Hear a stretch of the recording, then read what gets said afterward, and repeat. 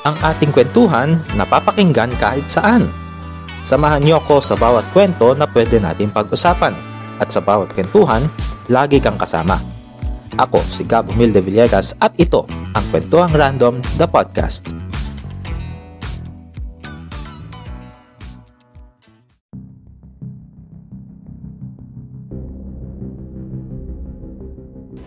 So yun, welcome sa panibagong episode ng ating kwentuhan at pag-uusapan natin ngayon ang tungkol sa vote buying.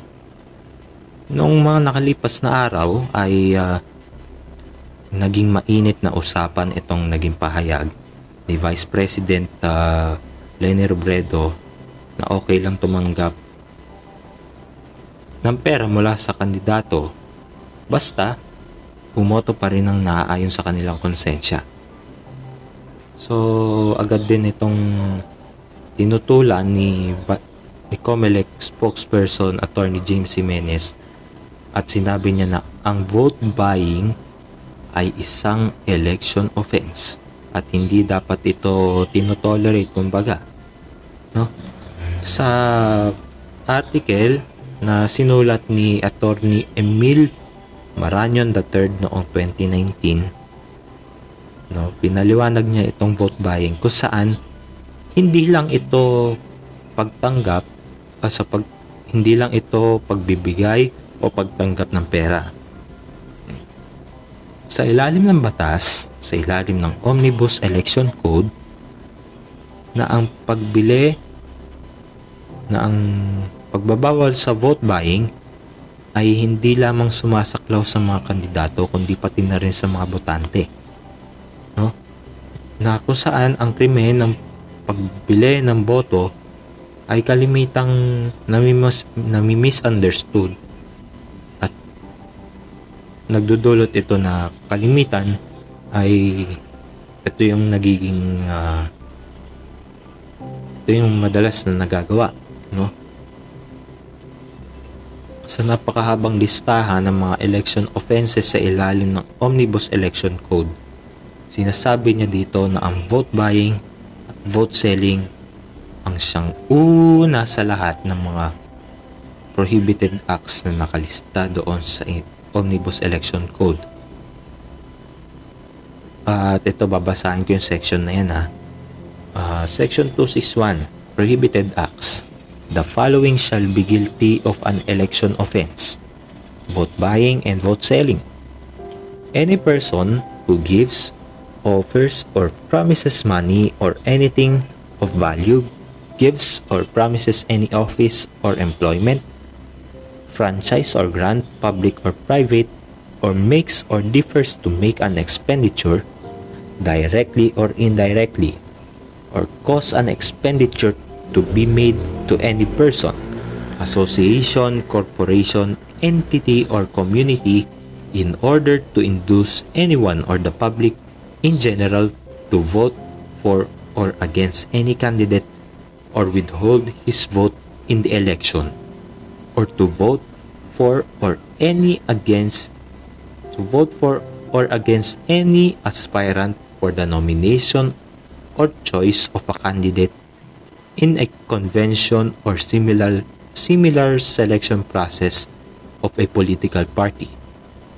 Any person, association, corporation, group or community who solicits or receives directly or indirectly any expenditure or promise of any office or employment, public or private, for any of the foregoing considerations. So, ngayon, alamin natin ano nga ba daw yung elements ng vote buying. So, una, hindi dapat nating itama na yung common misconception sa ilalim ng batas ay sinasaklaw lamang ang mga kandidato, political parties o persons na nasa ilalim nila. Sabi ng batas na yung any person, kahit yung mga non-candidates o tayong mga botante ay napapaloob doon sa nasabing batas. Kung saan hindi kinakailangan makapag-establish ng isang concrete link sa isang kandidato para ang isang vote buying case ay umusad. Sa lahat ng ito, ang kandidato ay hindi niya gagawin na siya mismo ang bibili ng boto. Pero lagi niya itong ipinapadaan sa mga barangay o purok leader kung saan sila ay nagbabahay-bahay para mamudmod ng pera o kaya ng mga grocery items o ano ba na pwede mapakinabangan ng mga tao. Sa ilalim ng batas na mga taong ito ay already guilty na ng vote buying at pwede sila agad na maaresto kahit walang warrant, saan kinakailangan mahuli sila sa akto, The actual link, yung diretsong ugnayan ng vote buyer sa kandidato ay hindi kinakailangan mapatunayan. Kung saan yung pag-e-establish ng fact na siya ay bumili ng boto pabor o laban sa isang kandidato ay isa ng matibay na ebidensya kumbaga. Ngunit kung ang ugnayan nito ay mapatunayan o kung saan yung vote buyer ay umamin, yung pananagutan ay posible na ma-extend doon mismo sa kandidato, na kung saan may tuturing siyang principal o pangunahing salarin, kung saan kapantay niya or equally liable siya katulad ng vote buyer.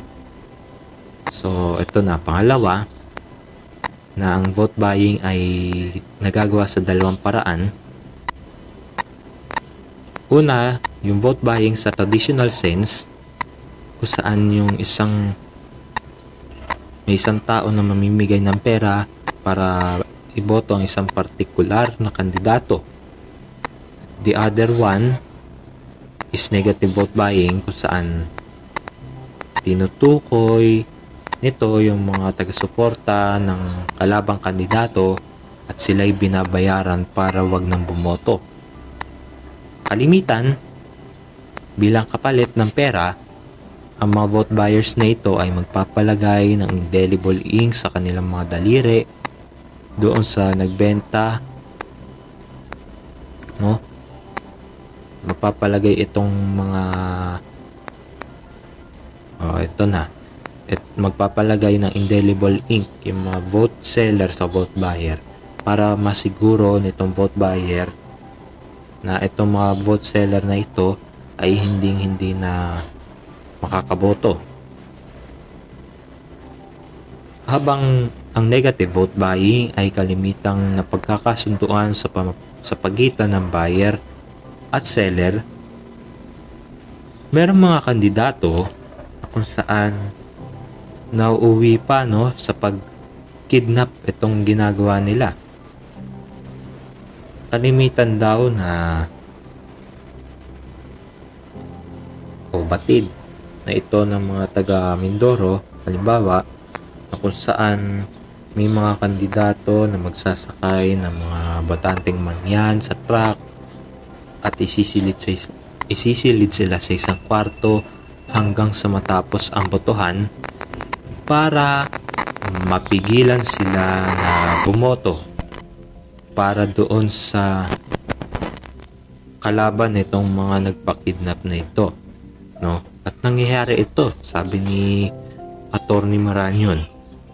Pangatlo, kailangan nating itama na yung misconception ng pagko-commit ng vote buying o vote selling na ang transaction ay nai-involve lamang yung pera o cold cash. Sabi ng batas na yung anything o money or anything of value, it says anything. Precisely because anything, whether it is 1,000 pesos or 5 peso but one might say everything has a value, no? Anything of value, no? Para kay Maranion, itong exceptions sa mga nakapaloob dito, no, sa ilalim ng Omnibus Election Code na lawful election propaganda or expressly allowed, para yun nga, expressly allowed to be given away, namely, no, ito yung mga pwede nilang ipamudmod sa mga botante.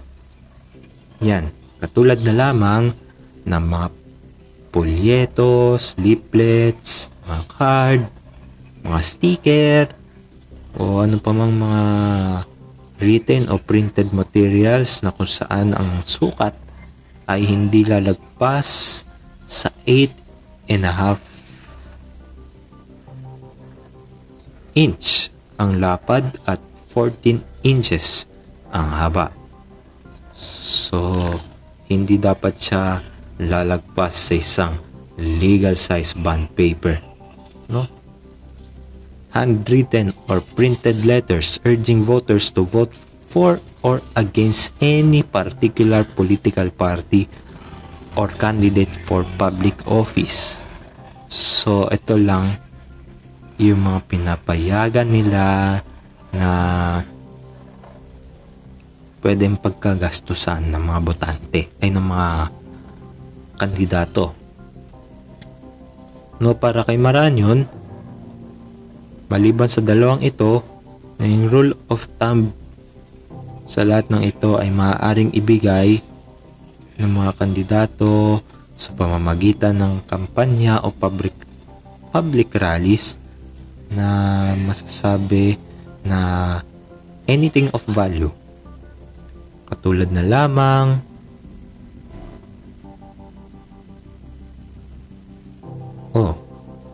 ito pala, thus giving them away constitutes vote buying.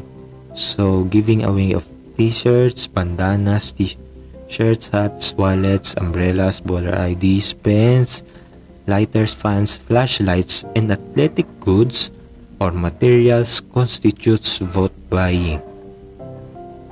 No? Another interesting form para kay Maranion ng vote buying ay kung saan namimigay sila ng card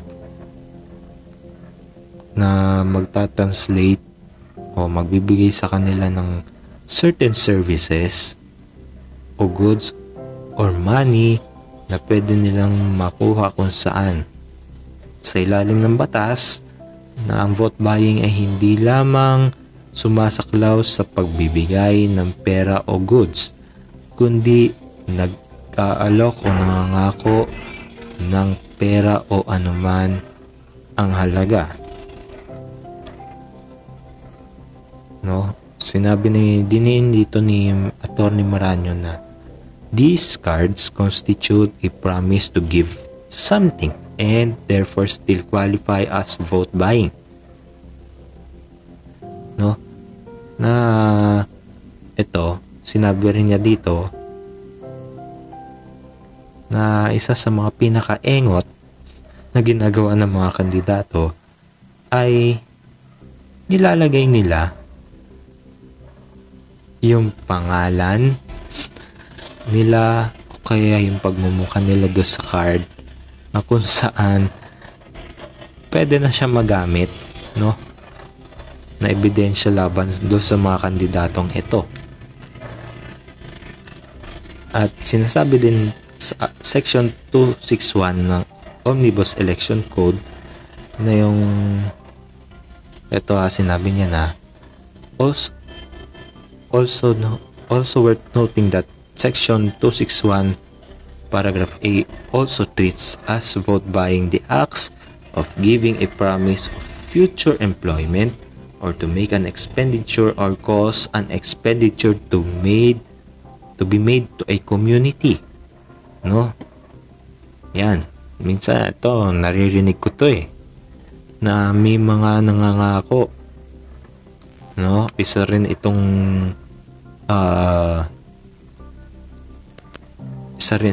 uri ng vote buying kung saan nangangako itong vote buyer na ito, itong kandidato na ito dun sa botante, no? At mangangako na bibigyan siya ng trabaho or sasagutin man nito ng kandidato yung gastusin, no? Para sa isang tao do sa isang komunidad. Ito kalimitan tong naririnig sa mga lokal na politiko, sa mga caucus, sa mga political rally, sa mga meeting de avance, no? Na nangangako ng trabaho, magpapatayo daw sila ng tulay, ng basketball court, ng gilingan ng palay. Ito, yan, napaka nito. Scholarship, libre ospital, lahat na, no, nang pwede nating makita sa isang napakaayos na pamayanan. Yan na, sinasabi na nila. Pero kalimitan, pag yun na, nakaupo na sila sa pwesto, wala na tayong makita, no? O kaya, sinasabi din nila na itong mga, yan nga, ito kalimitan to sa mga senatoriables na magpapasa daw sila ng isang batas para magbigay ng mass insurance, pondohan ng isang ospital, kaya itaas ang minimum wage ng mga manggagawa, no? Ito talagang kumbaga sa goma, gatong-gato na itong mga ganitong klaseng hirit na nangangako sila na ito ipapasa natin itong batas na ito, pero kapag natapos yung termino nila, alin ba doon sa mga pangako nila ang natupad, no? Sinasabi dito sa ilalim ng batas na yung mga ganitong klaseng ginagawa ng mga kandidato ay punishable by imprisonment or disqualification from office, no? Ayun na nga, posible silang makulong at hindi na sila payagan na makatakbo sa alinmang posisyon, no? Sa ilalim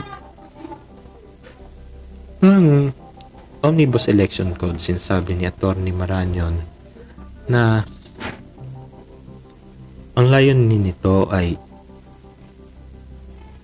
protektahan o i-shield itong mga botante sa anumang klaseng inducements na lalagpas, no, sa pag-criminalize sa pagbili ng boto sa forma ng pera. Kalimitan sa mga politiko at mga botante, ayan, namimigay sila ng tubig, ng inumin, ng pagkain, o kaya may libreng sakay sila, no? Ito, nakalagay din dito na unknown to most politicians and voters, giving drinks, food, and transportation 5 hours before, during, and 5 hours after a rally is an election offense, punishable by not less than 1 year but not more than 6 years. No?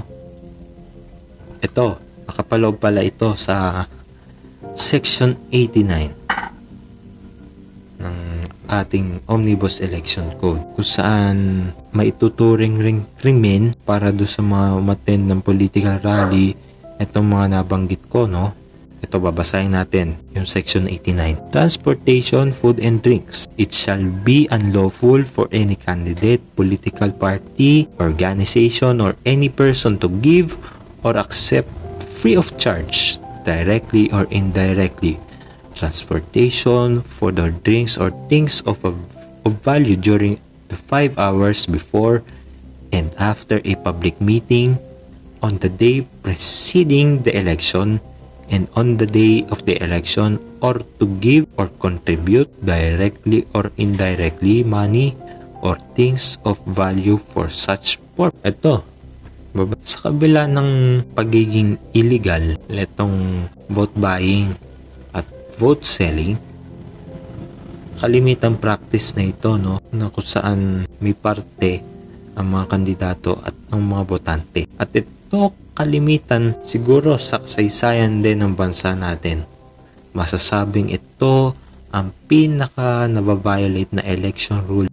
Nakakatawa lang din na sa sobrang hirap ng buhay natin, kinakailangan na dumating pa ba tayo sa point na bibili tayo ng boto? Siguro kung walang korupsyon sa pamahalaan, para sa akin ay di tayo aabot sa ganito na itong mga kandidatong ito ay desperado sa pagbili ng boto, no? Para lang makasiguro na sila iboboto ng mga taong pinila nila. So ito, may babasahin ako, no? Para kay senatorial aspirant at chairperson ng Kilusang Mayo 1 na si Kabong Labog, na trademark na daw itong vote buying sa mga politiko.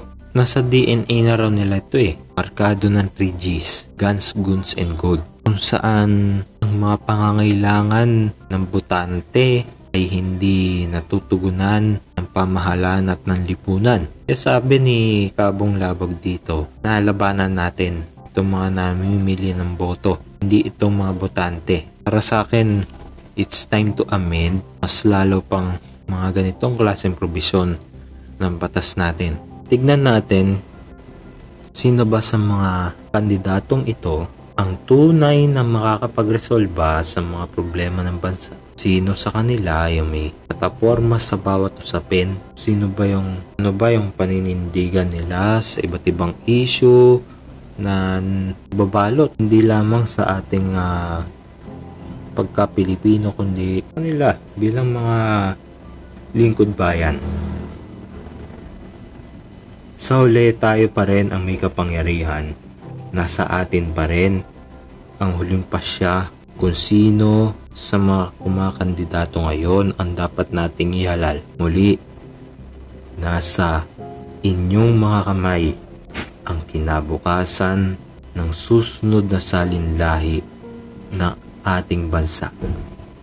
Sa totoo lang, sa kultura na mayroon tayo, kawawa itong susunod na henerasyon at yung mga susunod pa kung magpapatuloy pa itong ganitong klaseng kalakaran. Naniniwala ako na kaya natin na maging malinis, na maging maayos, na maging tapat itong magiging halalan natin kung tayong lahat ay magtutulungan, kung lahat tayo ay magkakaisa, kung tayong lahat ay mayroong mga matatalinong pagdidesisyon kung sino ba sa mga tumatakbo ngayon ang tunay na karapat-dapat na mamuno ng ating bansa. At siguro dito na lang muna, no? Dito ko na lang muna tatapusin itong episode natin ngayon. Maasa ako na sa mga susunod pa ay mapag-usapan pa natin, no? Sa mga susunod pa na buwan itong issue, mga usapin, lalo pat parating na ang halalan. So ito na lang muna, nagpapaalam sa inyo. Ako si Gabo Milde Villegas para sa ating kwentuhan. Hanggang sa muli.